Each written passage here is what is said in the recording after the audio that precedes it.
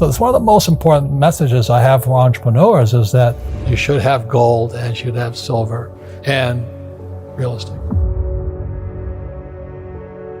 Robert Kiyosaki, the author of Rich Dad, Poor Dad, his goal in life is to showcase to people how important financial education is and offers a variety of resources to share his findings on how normal people like you and me can get rich.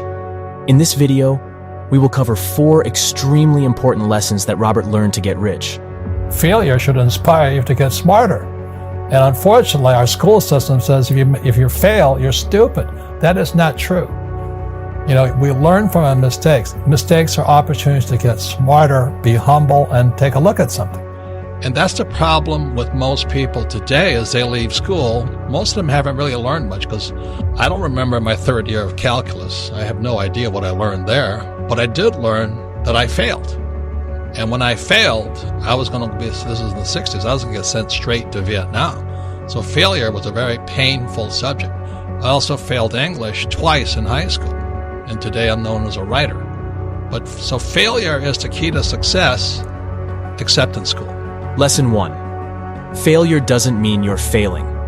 One thing that is often misunderstood about failure is that it is the end all be all of any situation.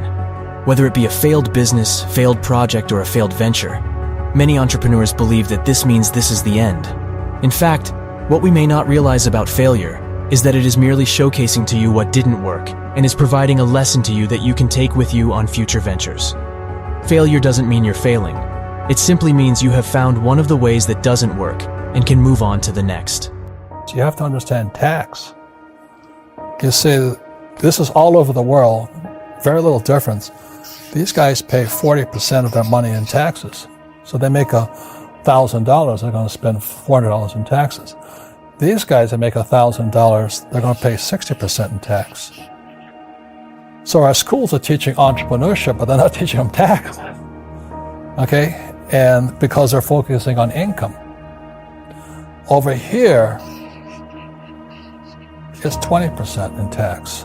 So they make $1,000, only $200 goes to tax, and these guys, 0%. So the reason financial education isn't working in our school systems is they're teaching financial education for these people and these people, but to really become rich, you have to focus on this side here. And that's the difference between Rich Dad and the financial and what they're teaching in school right now.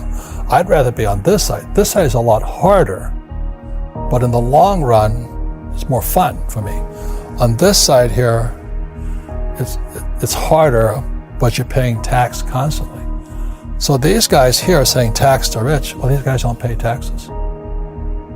And as strange as that may seem, and I'm talking about legally, this is all over the world. In Rich Dad, Poor Dad, I wrote about Ray Kroc, founder of McDonald's. And he was teaching at the University of Texas, the MBA program. And Ray asked, and most of the MBAs are going to come out here. So Ray Kroc asked him, he says, what business is McDonald's in? And everybody yelled and said, no, we know you're in hamburgers. And Ray says, no, we're not, McDonald's is not hamburgers. McDonald's is in the business of real estate over here. So you have McDonald's here, and the money McDonald's makes buys the real estate. And that is my formula. This is Rich Dad. I own real estate. I don't hang out here. I'm glad you guys are here, right? And we do our best to make sure you're educated and you have your own businesses and things like this here. But really the formula I follow personally is McDonald's. We have education company that buys real estate, which means we make a lot of money, pay 0 taxes, legally. Lesson 2. Taxes aren't as complicated as you think. Let's be honest here. No one likes paying their taxes, and many people get frustrated on why certain companies and people who are enjoying the rich life don't pay taxes.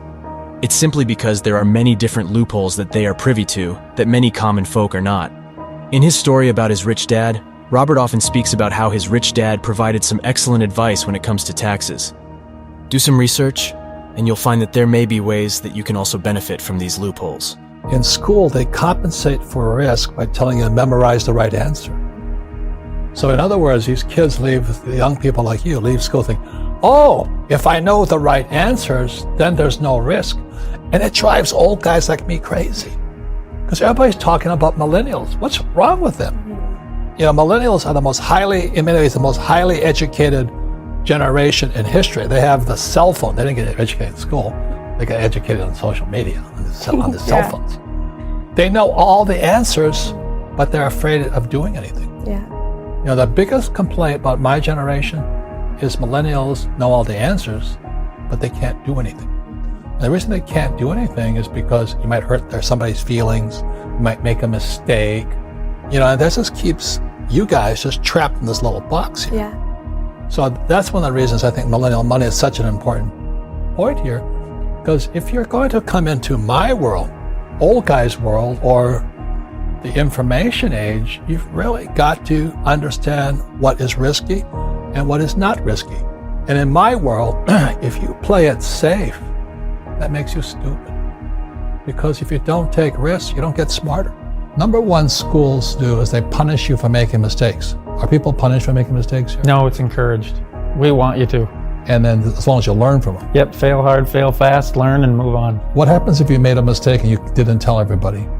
If I don't tell anybody, well, then that doesn't let the team grow from my own mistake. Now, what happens if you cover it up?